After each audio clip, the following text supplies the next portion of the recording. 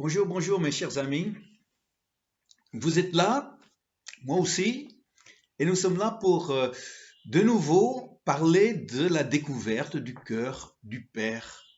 Ah oui, pour célébrer le déconfinement, parce que le jour de l'enregistrement de cette vidéo, c'est en fait le 11 mai, où nous avons la possibilité maintenant de nous libérer, de nous balader librement, sans attestation. Alors, pour fêter ça, j'ai décidé, j'aime dire ça, j'ai décidé d'enregistrer une nouvelle vidéo. Oui, ça change pas grand-chose finalement. Bon, alors, notre verset aujourd'hui, toujours dans l'évangile de Jean, mais maintenant nous sommes au chapitre 8. Et le chapitre 8, de nouveau, va nous aider à bien comprendre euh, cette relation qui est possible avec le Père en tant que fils ou fille. Il s'agit de Jean 8, verset 16. Jésus nous parle, évidemment, et si je juge, mon jugement est vrai, car je ne suis pas seul, mais le Père qui m'a envoyé est avec moi. J'aime cette phrase de Jésus, je ne suis pas seul. Pourtant, il aurait pu se sentir seul. Lui qui était venu d'un autre monde, lui qui était fait homme, c'est vrai, mais au fond, c'était quand même Dieu lui-même qui est devenu homme. Il aurait quand même pu se sentir un peu seul dans ce monde. Et surtout avec la responsabilité que le Père lui a donnée d'être le juge de ce monde. Pourtant, il a dit, je ne suis pas venu pour juger le monde, mais pourtant c'était aussi sa responsabilité que le Père lui a confiée. Alors, heureusement que Jésus ne se sentait pas seul. Il fallait que son jugement soit juste, et comme garant de ce jugement juste, il fallait que le Père soit là aussi. C'est ce qu'il est en train de nous dire. En fait, il est en train de dire, mon Père est un vrai Père. Oui, il va m'aider. Il va veiller sur moi. Il va m'aider à faire les bons choix. Ça, c'est un Père, ça. Je me souviens, quand j'avais 19 ans, je rentrais de 2 années de séminaire et, euh, et donc j'avais besoin d'un véhicule. Et voilà que euh, c'était ma première voiture que j'allais acheter avec mes modestes moyens, comme on dit. Et donc, sans expérience, je savais pas trop ce que je voulais, je savais pas trop laquelle des petites voitures était la meilleure. Je savais pas trop comment parler avec un marchand de voitures. Euh, donc, le jour où je suis allé au concessionnaire, je suis allé pour acheter ma voiture, mais avec une certaine inquiétude, avec une certaine angoisse. Heureusement que je ne suis pas allé seul, mais que mon père m'a accompagné. Et donc, c'est lui qui a parlé avec le concessionnaire, le marchand de voitures, et c'est lui qui a négocié, mais il m'a laissé la possibilité de faire le choix du modèle, le choix de la couleur, euh, mais quelque part, c'était tellement rassurant de me retrouver face à ce choix, mais pas seul face à ce choix, sachant que mon père était là, lui qui avait quand même l'expérience de la vie que je n'avais pas moi. Il allait pouvoir me guider, il allait pouvoir m'aider, me donner une certaine objectivité et de me faire bénéficier de son expérience. Oh, quand Jésus dit, je suis pas seul, mon Père est là. Je sens vraiment une humilité de la part de Jésus, une affection envers son Père, cette confiance qu'il avait de savoir que papa était toujours là pour m'aider dans les jugements que je dois apporter. Oui, parfois, euh, on peut se sentir seul devant nos responsabilités. Parce que quand on a une responsabilité et on doit faire un choix, et on a la responsabilité d'une décision, d'un jugement peut-être, alors c'est vrai que on a, on a besoin d'être bien accompagné. Je pense à ces juges qui se retrouvent devant des cas qu'ils doivent juger et finalement ça revient à eux de prononcer un jugement. Et j'avais un oncle que j'ai pas vraiment connu, qui est décédé depuis longtemps, qui était juge en France, et, euh, et lui, tellement qu'il devait porter le poids de cette responsabilité de finalement apporter des jugements, euh, en pesant bien le pour et le contre. Est-ce qu'il était coupable? Est-ce qu'il n'était pas coupable? Et finalement, il a dû trancher, prendre une décision. Le pauvre monsieur, euh, ma mère m'a dit un jour que en fin de vie, il a perdu un peu la tête, tellement qu'il a été angoissé. Il a revécu tous les, les, les procès sur lesquels il a dû se prononcer.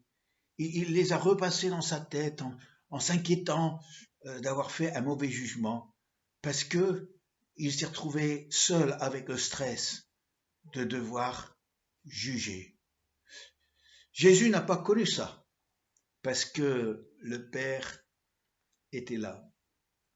Il y a des personnes qui ont des lourdes responsabilités, n'est-ce pas? Parce que la décision qu'ils vont prendre aura des conséquences majeures pour beaucoup, beaucoup de personnes. Et c'est là où euh, j'ai lu un article d'un président américain, c'était Harry S. Truman. Mais non, Truman, c'était le président qui a été en place pour la fin de la guerre, de la Deuxième Guerre mondiale. Et au mois d'août de 1945, il s'est retrouvé devant un choix terrible. La guerre était perdue pour les Japonais. Les Américains avaient des choix à faire pour terminer cette guerre. Ils avaient compris que les Japonais allaient se battre jusqu'au dernier homme, qu'ils n'allaient pas se rendre comme ça, qu'il y aurait encore beaucoup, beaucoup de morts des deux côtés, avant que cette reddition soit finalement donnée. Et donc, ils avaient 4 options par rapport à cette bombe atomique. La première, c'était pas du tout de la lâcher, mais de continuer à bombarder les villes d'une façon traditionnelle, si je puis dire, c'est pas le mot, mais avec les armements conventionnels, les bombes conventionnelles. Ça, c'était leur premier choix. Mais ils savaient que c'est pas ça qui allait finalement briser l'esprit japonais.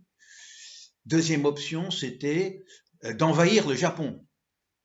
Et là aussi, ils avaient compris que le peuple japonais n'allait pas accepter, pas seulement pas accepter, mais aller se battre jusqu'à la dernière personne pour leur pays. Donc là aussi, il y aurait beaucoup, beaucoup de victimes. Troisième option, c'était de lâcher la bombe sur une île qui était non populée, qui n'avait pas d'habitants, sur lesquels il n'y avait pas d'habitants. Et là, le problème avec ça, cette option-là, que ce serait comme un signal fort en disant la prochaine, ce sera pour vous. Mais là, finalement, cette décision n'a pas été prise pour la simple raison que ils étaient convaincus que si ça les touchait pas de près, ils arriveraient toujours à faire abstraction du danger qu'ils couraient. Finalement, ils ont pris la décision de lâcher 2 bombes. Vous connaissez l'histoire, je crois. Et que les 2 bombes qu'ils ont lâchées, c'était sur Hiroshima et Nagasaki. Et c'était terrible. C'était un désastre pour le peuple japonais. Et on dit que le résultat, c'était qu'il y avait ceux qui sont morts en direct à cause de l'explosion, mais aussi ceux qui sont morts par la suite des séquelles de cette radioactivité. Il dénombre à peu près 140 000 personnes. C'est beaucoup. Truman, la veille de la décision, il a écrit ceci. Il a dit, j'étais seul au monde, face à cette redoutable et ultime question. Oui ou non? Lâcher la bombe atomique sur la population. Oui, lui était seul. Terrible ça. Terrible. Et Jésus, lui, s'est retrouvé seul. La solitude de Jésus, il l'a connue à différents moments. Il l'a connue dans le désert pendant 40 jours avant que son ministère public commence. Il l'a connue souvent la nuit quand il est monté dans la montagne pour prier, mais là c'était un choix qu'il avait fait. Et c'était pour retrouver le Père dans sa solitude. Et il y avait cette nuit terrible dans le jardin de Gethsémane. Et finalement, sa solitude a trouvé son comble sur la croix. Oui, il y avait Jean, il y avait Marie, il y avait les autres femmes. Mais ses disciples avaient abandonné, la foule s'était tournée contre lui. La solitude qu'il a vécue. Mais Jésus a dit, je ne suis pas seul. J'ai le Père. C'est vrai qu'il a crié, Père, pourquoi m'as-tu abandonné, mon Dieu? Mais le Père ne l'avait pas abandonné en tant que fils. Il avait abandonné en tant que celui qui incarnait maintenant le péché du monde. Mais le Père était toujours le Père. Et le Fils était toujours le Fils pour le Père. C'est bien comme ça que je comprends les choses. Et quand Jésus dit dans ce verset, car je ne suis pas seul, c'est tellement une belle phrase ça. Et de savoir dans sa vie chrétienne que je ne suis pas seul. Peu importe ce que je dois traverser, peu importe ma responsabilité, peu importe les choix que je dois faire, les décisions que je dois prendre, de savoir que même si les autres pensent que je suis seul face à mes choix, que finalement je ne suis pas seul, que le Père est là. Père, merci, merci Père, tu es là. Et parce que tu es là, je vais faire le bon choix. Je vais faire des jugements qui sont justes, des décisions qui sont bonnes. Me tromper dans les petites choses, je peux encore l'accepter. Mais de faire des grosses erreurs de jugement, on prend trop de temps pour nous en remettre. Il y a trop de dégâts pour nous et pour les autres. Et c'est pour ça que cette sagesse du Père, on en a tellement besoin dans la vie, au quotidien, et surtout devant les décisions qui auront des conséquences pour nous, pour nos familles, pour notre vie spirituelle, pour les autres aussi. Alors, aujourd'hui, j'espère que tu pourras dire avec Jésus, comme Jésus l'a dit, je ne suis pas seul. Dans Hébreux chapitre 13, cette belle promesse, jamais je te délaisserai, jamais je t'abandonnerai. Quelle belle promesse. Une promesse qu'il ne faut jamais oublier. Jamais oublier parce que un Dieu Père toujours présent, toujours là, indispensable pour les bons choix de la vie que nous allons faire et d'assumer les responsabilités qu'il nous a confiées. Alors, j'aimerais juste, avec un petit chant, de nouveau aujourd'hui, lui dire combien nous comptons sur lui. Oui.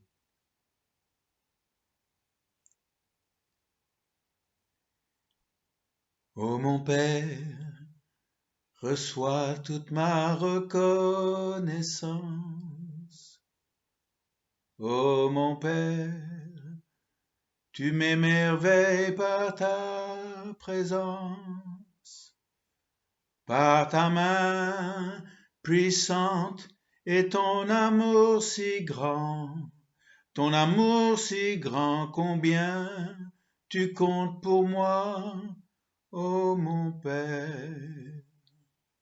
Ô mon Père, reçois toute ma reconnaissance. Ô mon Père, tu m'émerveilles par ta présence, par ta main puissante et ton amour si grand, combien tu comptes pour moi, ô mon Père. Cher ami, tu n'es pas seul. Tu es fils, tu es fille, tu n'es pas seul. On va prier.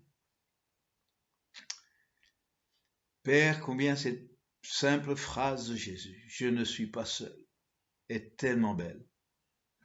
Parce que dans la vie, on peut se sentir seul. On peut se sentir incompris. On peut se sentir abandonné.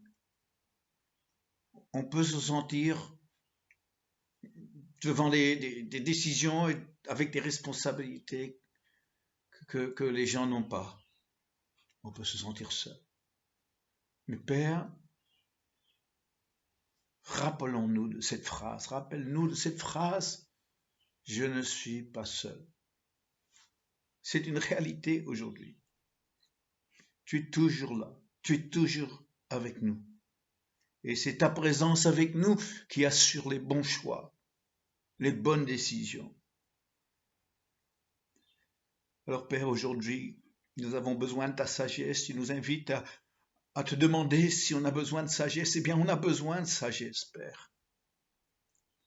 Oh, nous recevons de ta part cette sagesse de Dieu qui nous permet une autre vue sur les choix, les décisions qu'on doit prendre. Merci, Père. Tu es toujours là. Et quand nous avons besoin de sagesse, d'objectivité, de recul, que naturellement nous n'avons pas en nous-mêmes, tu nous l'apportes. Et tu dis, c'est par là qu'il faut aller. C'est comme ça qu'il faut faire. Merci, Père. Tu es un vrai Père pour nous. Père, je t'aime. Nous t'aimons. Amen. Alors vous êtes pas seul. Je suis pas seul. C'est beau. Traverser la vie, toujours accompagné par notre Père Céleste. Passez une bonne journée. Je vous dis à bientôt. J'y serai demain. J'espère que vous aussi. Au revoir.